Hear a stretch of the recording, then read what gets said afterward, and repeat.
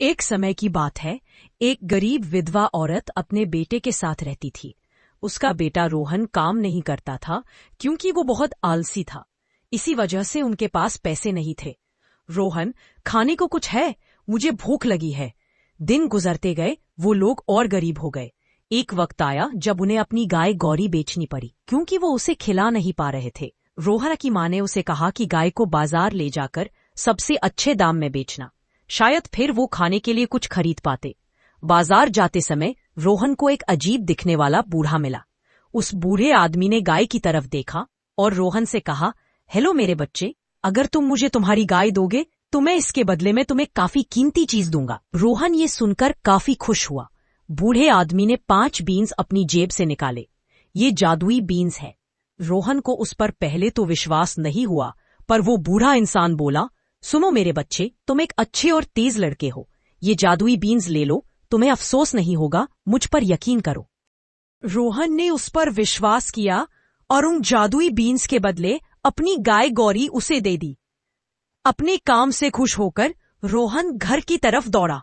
रोहन, माँ देखो मैं क्या लाया हूँ। रोहन को इतना खुश देखकर उसकी माँ को लगा कि वो गाय को बहुत ही अच्छे दाम में बेचकर आया है।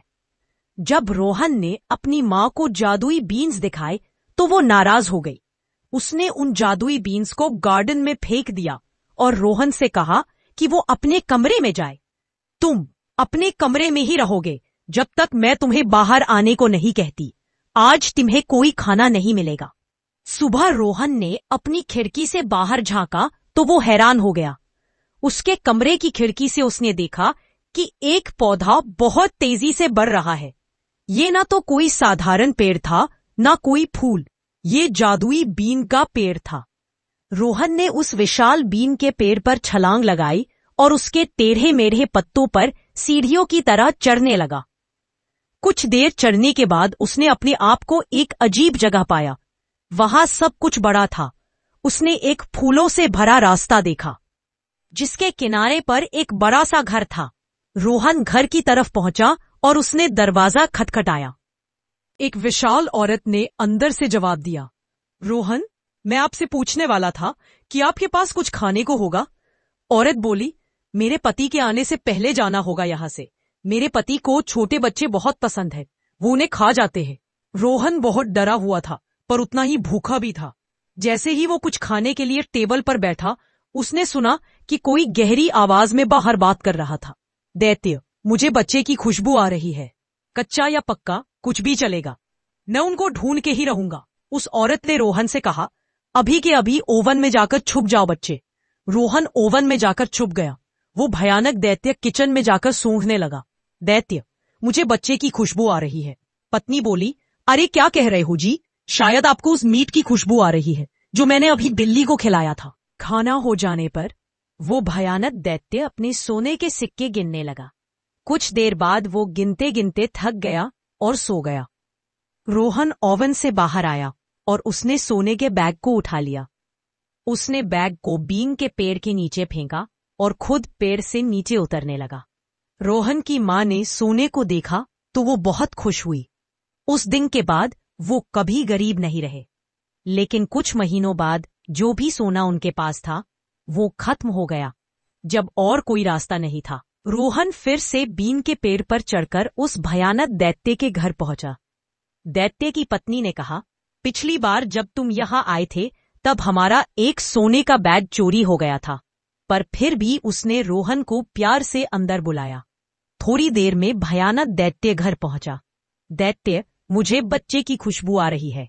कच्चा या पक्का कुछ भी चलेगा, मैं उनको ढूंढ के ही रहूंगा। दैत्य की आवाज सुनते ही रोहन ओवन में जाकर छुप गया। खाना हो जाने पर दैत्य ने अपनी पत्नी से मुर्गी लाने को कहा। जब पत्नी मुर्गी लाई, उसने उस मुर्गी को अंडा देने को कहा। रोहन को ये देखकर ताज्जुब हुआ कि उस मुर्गी ने सोने का अंडा दिया। और जब दैत्य सो गया, रोहन ओवन के बाहर आया और उसने मुर्गी को उठाया और नीचे की तरफ दौड़ा। सोने के अंडों की वजह से रोहन और उसकी माँ फिर से अमीर हो गए थे। पर कुछ समय बाद रोहन ने फिर से अपना लक इस्तेमाल करने की सोची और वो बीन के पेड़ पर चढ़ गया। इस बार वो दैत्य के घर में छुपकर घुस गया। उसकी पत्नी से छुपते हुए और बड़े से कॉपर के पॉट में जाकर छुप गया। थोड़ी देर बाद भयानक दैत्य आया। इस बार दैत्य की बीवी ने रोहन को पकड़वाने का तय किया। अगर कोई बच्चा है तो शायद ओवन में होगा, लेकिन रोहन कहीं और छुपा था। दैत्य और उसकी पत्नी ने सारा घर छान लिया, पर उन्हें कोई बच्चा नहीं मिला।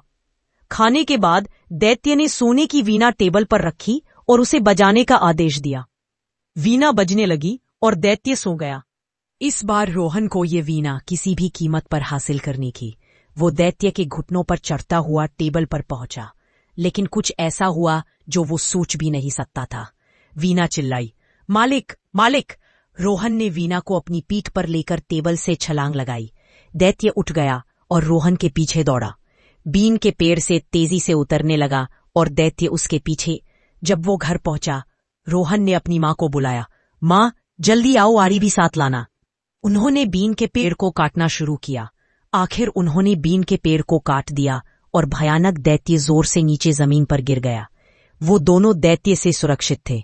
वो लोग ठीक थे, पर रोहन को अपनी हरकत पर काफी पछतावा हो रहा था। उसे लगा कि अपनी लालच की वजह से आज वो जान खो बैठता। उसने अपनी मां से वादा किया कि वो कभी भी चोरी नहीं करेगा और कल से बहुत मेहनत करेगा। उस दिन के बाद रोहन और उसकी मां कभी भी गरीब नहीं रहे।